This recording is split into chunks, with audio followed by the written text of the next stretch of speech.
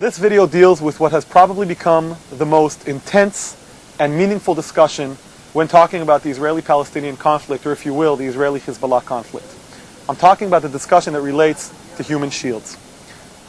Human shields is the name of a strategy where in time of war, one or both sides will purposefully position themselves in highly populated areas where innocent civilians live.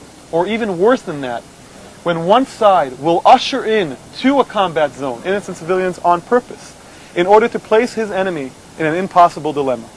Do you shoot because you must defend yourself at the price of killing a lot of innocent civilians? Or do you refrain from shooting and allow the enemy to keep attacking you while under the protection of human shields?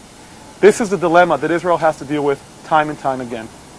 Therefore, when you find yourself speaking to somebody about whether they support or oppose Israel's policy in Gaza or the Second Lebanon War, and they constantly criticize Israel for shooting into highly populated areas, ask them one question.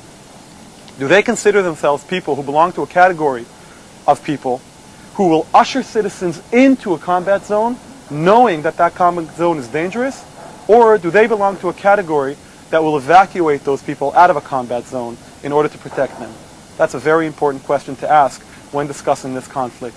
Now, I'm not going to burden you in this video with statistics about how many times Hezbollah and Hamas have done this over the last few years, but we have added files beneath this video that you can easily click and download, which will give you all the statistics you can, including satellite footage and pictures showing how time and time again enemies of Israel will position themselves in highly populated areas in order to put Israel in an impossible situation.